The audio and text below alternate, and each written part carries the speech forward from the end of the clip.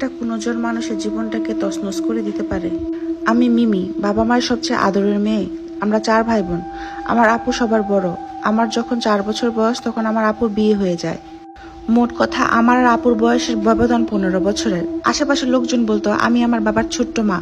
সাল 2016, আমি তখন ক্লাস 6-এ পড়ি। আমার বড় ভাই তখন কুমিল্লা ভার্সিটিতে পড়তেন। ঢাকায় কাজে আমার বড় ফুফুর বাসায় সেবার রাতে ভাইকে থাকতে হয়েছিল। সেখানে আমার বাবার সবচেয়ে আদরের 5 নম্বর বোন উপস্থিত ছিল। বলে রাখা ভালো, আমার বাবারা বোন 6 জন। কথার তাগিদে সে রাতে ভাইয়াকে ফুফু তার ছেলের জন্য আমাকে চেয়ে বিয়ে প্রস্তাব দেয়। অথচ তখন আমি ক্লাস 6-এর গণ্ডি মাত্র।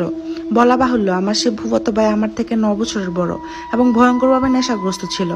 বড় ভাইয়ের আগে ঘৃণায় ফুফুকে নিষেধ করে দিয়ে সে রাতে বাড়ি ফিরে আসে। আমার জীবনের ভয়ঙ্কর দিনগুলো শুরু হলো তার দিন কয়েক পরেই। আমি অনেক শক্ত প্রকৃতির মানুষ ছিলাম ছোট থেকেই। তবে সেই 16-এর আনাগোনা থেকে বুঝেছিলাম আমি ধীরে ধীরে নেতিয়ে যাচ্ছি। প্রথম 2 বছর আমার অবনতি পরিবারের কেউ লক্ষ্য করেনি, এমনকি আমি নিজেও না। তারপর সাল 2019, সন্ধ্যা রাতে ফুফুর আনা আমার পছন্দের আচার খাওয়ার আধ ঘন্টার মধ্যে আমার পেট ব্যথা শুরু হয়। এক পর্যায়ে আমার হাত পা ঠান্ডা হয়ে শরীর নীল বর্ণ ধারণ করে। আমি জ্ঞান হারাই। ছোট ভাই আম্মু তাড়াহুড়া করে এলাকার ডাক্তারের চেম্বারে নিয়ে যান। উনি দেখে বলেন গ্যাস্ট্রিকের সমস্যা, তেমন কিছুই না। 2টা ইঞ্জেকশন পরপর দেওয়ার পর আমায় যখন বাড়ি নিয়ে আসা হয় তার কিছুক্ষণের মাঝে আমার জ্ঞান ফিরে। আমি ব্যথাটা অনুভব করছি। শরীরের সমস্ত শক্তি তখন হারিয়ে গিয়েছিল প্রায়। রাত 1টা অবধি জেগে থেকেও ঘুম এলো না। সকালে বাবা বাড়ি ফিরলেন। আমার হাত ধরে সেদিন কান্না করে বলেছিলেন আমার মায়ের কি হয়েছে। এর মাঝে কারোই কিন্তু একবারের জন্য সন্দেহ হয়নি ফুফুকে। সময়টা ডিসেম্বরের দিকে ছিল। তখন বড় ভাইয়ের বিয়ের কথা হচ্ছিল।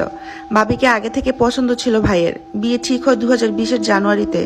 ভাইয়ার বিয়ের 1 বছরের মধ্যে আমার শুধু 2বার ব্যথা হয়, সেই ভয়ঙ্কর ব্যথা। সাল 2021, 2021-এর ফেব্রুয়ারিতে আমার ছোট ভাইয়ের বিয়ে হয়। বিয়ের 1 সপ্তাহ পর ভাবির বাড়ি থেকে দাওয়াত দেওয়া হয়।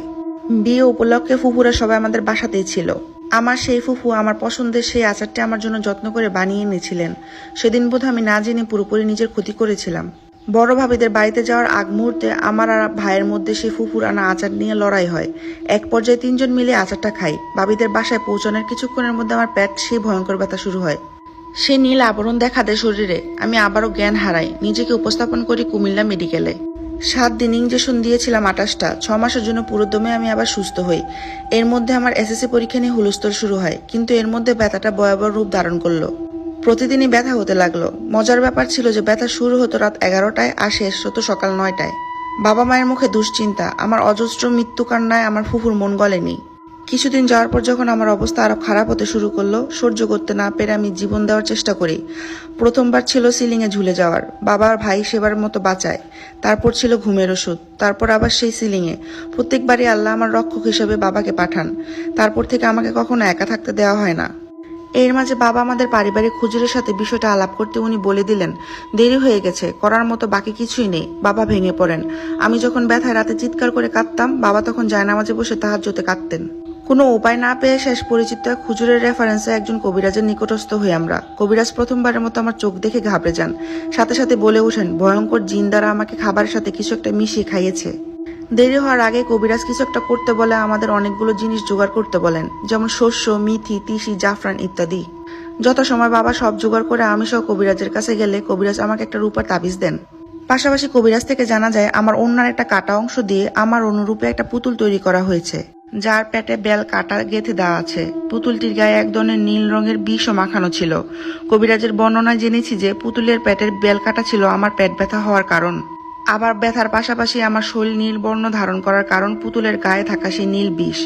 এসবের প্রভাবে আমি শরীরের সমস্ত শক্তি ক্রমশ হারিয়ে মৃত্যুর দিকে চলে যাচ্ছিলাম। আর এইসবের নৈপথ্য আমার সেই ফুফু, যিনি রাগে ক্ষোভে এসব করেছেন। সাল 2023, আমি আজও সেই অবস্থায় আছি। এখনো আমি রাত বেরাতে ব্যথার জন্য ঘুমাতে পারি না।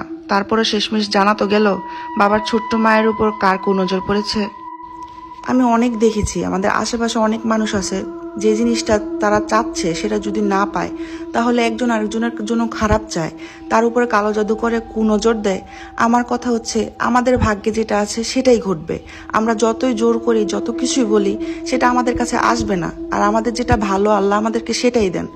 এই জিনিসটা, এই সহজ জিনিসটা মানুষ বোঝে না। আর আত্মীয়দের মধ্যেই নিজেদের ভুল বোঝাবুঝি হয় আর নিজেরা নিজেদের খারাপ করে। এই জিনিসটা আমি বুঝতে পারি না কেন করে এরকম।